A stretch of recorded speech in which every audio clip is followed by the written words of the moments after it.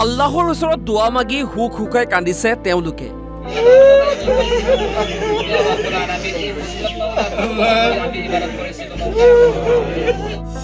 যিকোনো মুহূৰ্তত ব্ৰহ্মপুত্ৰৰ বুকুত বিলীন হৈ যাব নামাজ পঢ়া মছজিদটো।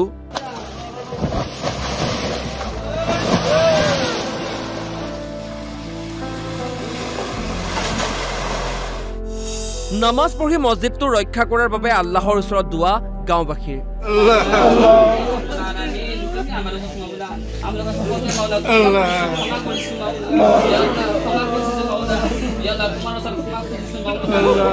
যোৰাতালি যিমানখিনি পাৰিছিলোঁ ইয়াক ৰাখিছিলোঁ যতন কৰি, কিন্তু এতিয়া দেখিছোঁ প্ৰকৃতিয়ে ইয়াক নাৰাখিব।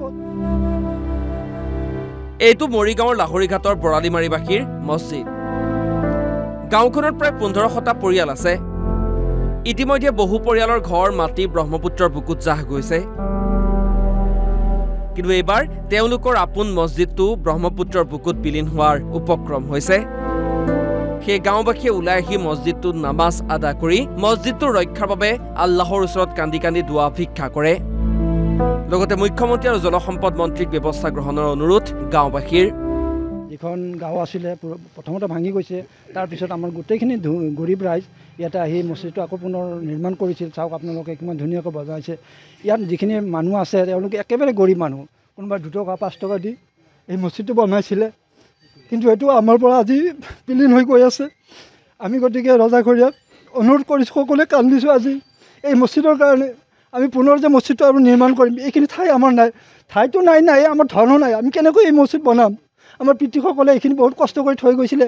আমি ল'ৰাসকলে এইখিনি অলপ যোৰাতালি যিমানখিনি পাৰিছিলোঁ ইয়াক ৰাখিছিলোঁ যতন কৰি, কিন্তু এতিয়া দেখিছোঁ প্ৰকৃতিয়ে ইয়াক নাৰাখিব। যদি আমি চৰকাৰৰ ওচৰত অনুৰোধ কৰিছোঁ, গোটেই ৰাইজ আজি আমি কান্দি কান্দি আল্লাহৰ ওচৰত দোৱা কৰিছোঁ। আৰু এইখন আমাৰ খিলঞ্জীয়া অসমীয়া মানুহ আছিলে, মাটি বাৰীটো প্ৰথমতে গুচিয়ে গ'ল আমাৰ। এতিয়া যিখিনি আছে খালি মানুহৰ মাটিত বহুতখিনি মানুহ আপোনালোকে চাব পাৰে, সুধিব পাৰে, সাক্ষাৎকাৰ ল'ব পাৰে। তেওঁলোকৰ মানে বেলেগৰ মাটিত বহি আছে। ইয়াতো এইখিনিও যদি গুচি যায়, এই মানুহখিনি ক'লৈ যাব?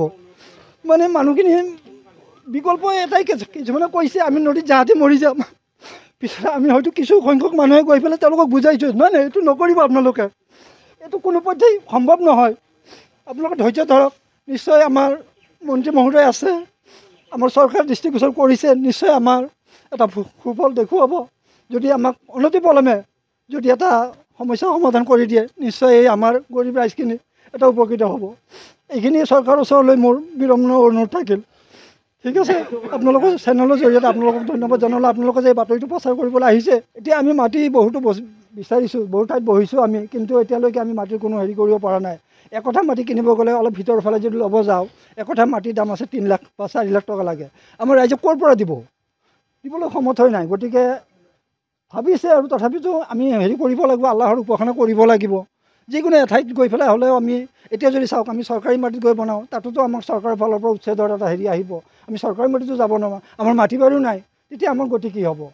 সেয়ে চৰকাৰৰ ওচৰত আমি অনুৰোধ কৰিছোঁ, মোৰ ফালৰ পৰা মই অনুৰোধ কৰিছোঁ, ৰাইজৰ হৈ ময়ো চৰকাৰৰ ওচৰত একদম বিনম্ৰ অনুৰোধ কৰিছোঁ, যাতে চৰকাৰে অতি সোনকালে আমাক যদি পাৰে, যদি চৰকাৰী অনুষ্ঠানো আছে, যদি আমাক মছজিদটো বনাবৰ কাৰণে অলপ অনুমতি দিয়ে, তেতিয়াহ'লে আমি তাতে গৈ মছজিদটো বনাম।